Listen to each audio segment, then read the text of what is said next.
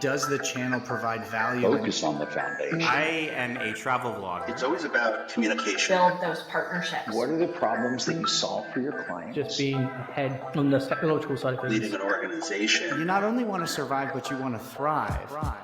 They said it wouldn't last, and they said that you can't drive profitable and incremental revenue through the affiliate channel. But here we are, 20 years later, and the affiliate channel is alive and kicking and generating profitable revenue for thousands of retailers across the globe. Hi, I am Jamie Birch, your host of the Profitable Performance Marketing Podcast, where we talk to some of the industry's best and brightest about their careers, about leadership, and about how to drive profitable revenue through the affiliate channel.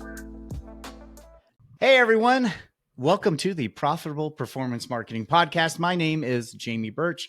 I am your host of this podcast and founder of JEBCommerce.com, your award-winning affiliate management agency. Just recently, we celebrated our 19th year in business. So we are zooming into our 20th year of managing affiliate programs for advertisers around the globe. Very exciting things are happening at JEB. We're very proud to be working with some of the best advertisers around the nation and around the world. Today is a solo podcast, and it's going to be a rant. I'm going to say that right now. There are some frustrations in our industry that I think are stifling innovation, making it more difficult to work with partners than they should. And I'm going to talk about it today. Before I do that, though, if you're an advertiser and you're trying to figure out, what do I do with this channel? How do I grow it? There are three things I want you to do. One, I want you to go through all these podcast recordings. There's so much good information.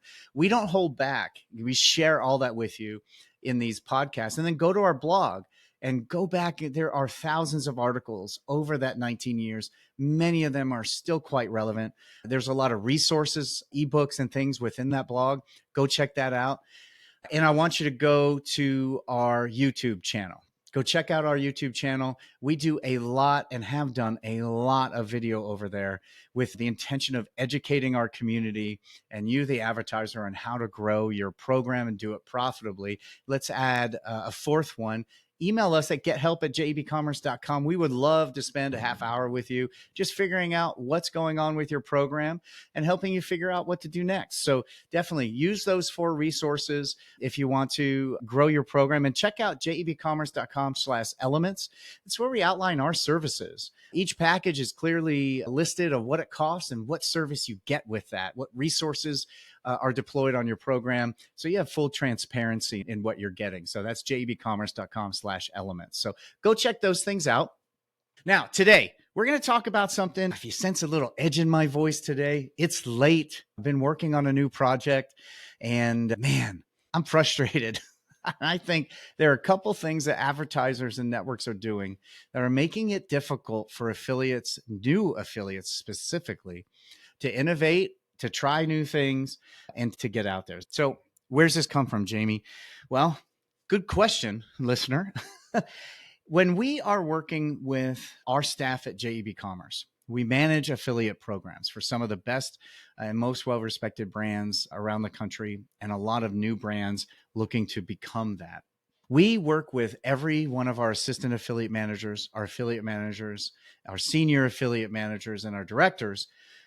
And we tell them, you have to have your own affiliate account.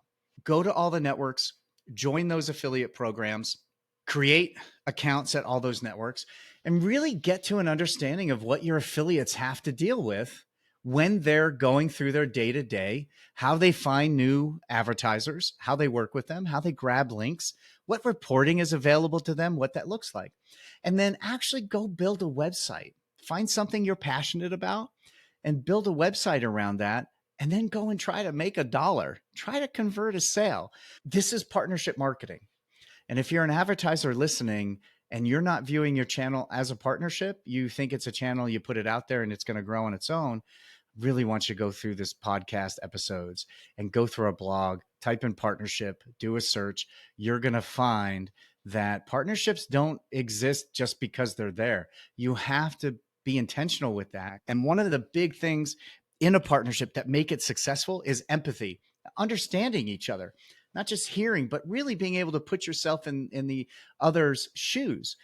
And in this case, as an affiliate manager or someone managing affiliate programs, not knowing what the affiliates go through day to day can really hamper you in working with them. We really push all our employees to go and create a website, something that they're passionate about, and then create accounts at all the networks, all the major networks, and then post those links, work with them in there. So I figured, you know what, if I'm teaching them to do the things that their partners are doing so they have empathy, they understand them more, but it's probably been a while since I did that myself. So I have been running through, as many of us in this space, a lot of us are entrepreneurial minded. And so it's always have ideas running through our heads, right? You're probably listening to this, like, oh, I've had many too. So started working on a website that kind of does something I think is pretty unique. I think has a lot of legs to it. I think will be successful. And it marries my life's work as well as my passion. So let's go out there and do what I'm telling my employees to do. So been doing that the last couple months, really focused on the business model, the website, a lot of long nights after the kids go to bed, like I did back in the day. And many of you have as well. Then I got to have something to promote. So I have to sign up for affiliate programs. So I go through that, all the networks, and now I create the accounts at the networks. And now I have to find those affiliate programs. So, and this may be, if you're looking to get into affiliate marketing and be affiliate, this may be a good primer for how to do that. So I created a list of advertisers I want to work with. I didn't know if they had programs or not. So then I went and used several different resources. Shout out to FMTC, use them to see what was available. They have some amazing tools. If you're looking at an advertiser, you should be using it. Definitely should be using it. And an affiliate, man, there's so many good tools to help you build a site. I remember back in the days, building stuff in 1999, 2000, there were no tools like you have now between Shopify and Squarespace and Wix and FMTC and all these other tools for you to build something quickly. Now there's really no excuse for not putting something together. So as I'm going through and applying to these programs, I have about 15, 20 that are on my list. I was astonished at the amount of advertisers that sell primarily online that still have no affiliate program.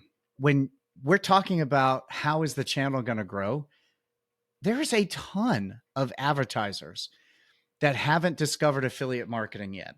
And so for those, I definitely want to point you to our website, our blog, where we released a post about incrementality, where it lists all the networks and all the tools available. So if you're an advertiser and you haven't got into affiliate marketing because of issues with incrementality, cannibalization, you definitely need to read that article because it lays out all the tools and strategies available for you to counteract that. So there's really no reason not to be in the channel. You can run something quite profitable and protect all your other channels and your costs and all of that. So I was just astonished at how many didn't have a program. But really where my rant is, the ones that did, I can't find contact info. I want to build a partnership and I can't find contact info. Many of them did have informational pages with no links to join the program, no mention of what network they were on, and no contact info if I had any questions or wanted to form a close partnership with them. None of that. What's really frustrating is all of those advertisers, and so many advertisers, are complaining about bottom feeder affiliates, and they want content specific affiliates, influencers, people that have built an audience that they can't get access to any other way, where that audience trusts them more than the brand so that they can piggyback on. Well, that's what I'm offering to all of them. It's a perfect fit. It's a perfect fit. I can't get a hold of them. I can't get a hold of them at all. Advertisers, you have to make it easy for people to work with you. And now I'm not saying easy commissions, easy tracking. I'm just saying easy to reach out, find out if you have a program or not, find out if you're interested. And if you do have a program, easy to interact with the affiliate team, whoever's managing and in charge of that. There has to be a way. I talk about this a lot on our podcast, and there are many articles I've written, many podcasts recorded where we talk about this as a fundamental issue and one of the biggest mistakes. I've seen it a lot, but until I went through what the affiliates have to go through, I can't tell you how frustrating it is to have a really good idea you want to test out and you can't get a hold of the other partner you want to bring sales to. It is so frustrating. If you're an advertiser listening, you got to put a contact info, just an email. If that's all it is, that's fine. Email and phone would be great. Link to your LinkedIn. And here's the other thing. So now I can't find anything on their website. I may search for affiliate manager contact, insert brand here kind of thing. And then I go to LinkedIn, right? You go to LinkedIn and you search, see, is there a marketing manager, director of e-commerce, affiliate manager, social, manager, anything like that in the marketing team that I can get a hold of? About 50% of those advertisers, they don't even have a company page on LinkedIn. Their staff isn't even on LinkedIn. Now, I know I come from a relationship building, sales oriented background, affiliate manager background, and this is second nature to me. But it is astonishing how many people still don't use LinkedIn. So I wasn't able to get any more information from LinkedIn. Now, what do? Well, I go to my networks, which leads me to my next frustration. So most of the networks, it was quite easy to get an account. You set it up. You have to put your tax ID. So there was a little legwork ahead of time. You had to go create your LLC. You had to get an EIN and do those things to get access to the network. And I love that because there are too many fraudsters in our history that when there was no limit and no bar to become an affiliate, they would create accounts one by one, defraud, or they would spread out fraud across multiple accounts. I get all of that. But there were two networks that didn't approve me, and I was blown away. I have a very well-built informational page, a page just for networks and advertisers. So you can see we're in beta. This is what we're looking to do. We need access and we need partners early on so we can prove this concept out. Videos explaining what we do and why this will work. And I was denied by two networks. And both of those networks, they each have one premier account within this particular niche. Both of those networks have talked about their ability to produce content affiliates. And we know a lot of advertisers still believe that is the holy grail. I couldn't get in those networks. Fortunately for me, I've worked with those networks for well over a decade and one of them for 2 decades. So I was able to call people in high places and I was able to utilize whatever cachet Jamie Birch has in this space and JEBCommerce has to get those things approved. So I was able to explain myself. One of them approved me, one of them still hasn't. You networks, you have to have an approval path for beta sites, for people to continue to innovate. I have a new idea. I want to try this out. I need to work with this merchant to see if it works. You won't even let me in the network. This is incredibly stifling to innovation. I know what you're doing. I know you're trying to keep bad players out, and you boast that you have a network that only has good quality affiliates in there. But somehow your process isn't working on this. And I know I'm biased, but what we are doing is bringing exactly what you wanted to this. And there's no path, even if it's on a temporary basis, or how I got into college on a probationary basis, some sort of path networks need to have for new entrants into the space to get in there and start to play around. And that's super, super frustrating. No contact info and no ability to really find it for the advertiser. No path for some of these networks to allow someone to come in who is brand new and prove themselves. And there was no mechanism to do that. And I can't imagine what those networks are missing by not allowing new players into the field that have a good business model and a good plan, and not even really looking at it. And there were 2 other frustrating things I've found so far as an affiliate. And I think affiliates probably listen to like, yes, thank you. Yes, this is exactly what's been frustrating. But a lot of these sites, they're not on FMTC. FMTC is a wonderful resource. It allows the affiliates, and hopefully by the time you're listening to this, we've had their owner and founder on, Brooke Schaff, to talk about the value of FMTC. But there are so many ways FMTC makes it easy for affiliates to do what they do. There's only one that is on FMTC within this particular niche. And that makes it difficult, again, to do our work. When people are trying to innovate, that friction really slows things down. One of the aspects of the internet I love so much is we can innovate so quickly. And this tool really helps people to do that. When a lot of people look at the affiliate channel as one thing, the way that I look at it as you have a team of potentially thousands of affiliates making thousands of different tests, finding thousands of different audience groups for you that then you can learn from and take back and include in your marketing. So you have all these tests going out. Here's one trying to do a thing. And there are several different ways that making it incredibly difficult to happen. The last thing that I'll talk about today is not having a data feed.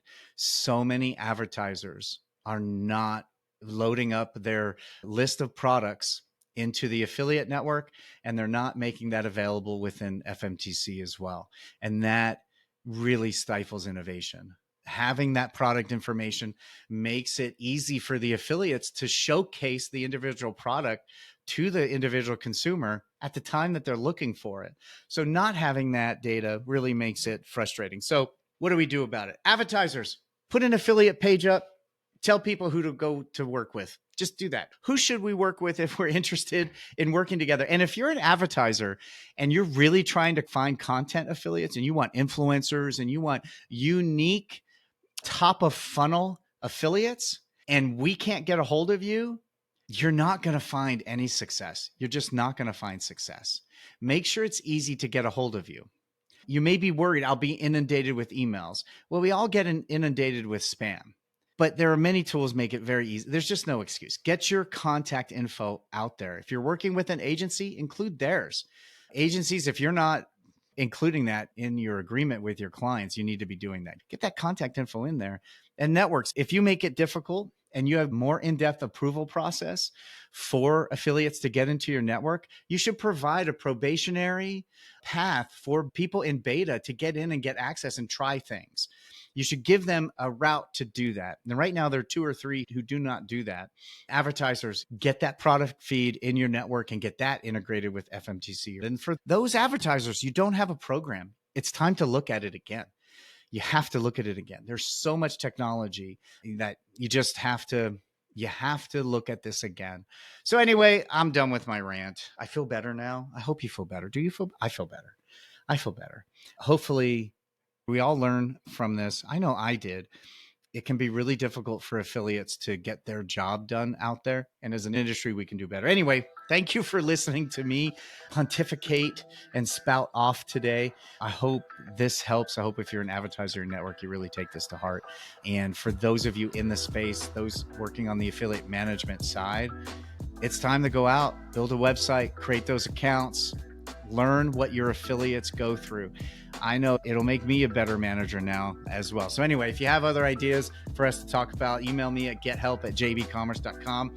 If you know someone that needs to listen to this, send it to your advertiser friend that needs to hear this. Send it to your network rep that you're frustrated because you can't get affiliates in your program or you can't get in. And leave us a 5-star review, whether that's Apple Podcast or Spotify or the podcast player of your choice. And definitely share it. LinkedIn, Facebook, and X. And if you're not on LinkedIn, you're missing out. If you're in this space and you're not in LinkedIn, you really need to be over there. So anyway, there we go. Thank you for listening. And yeah, hopefully you enjoyed this rant today.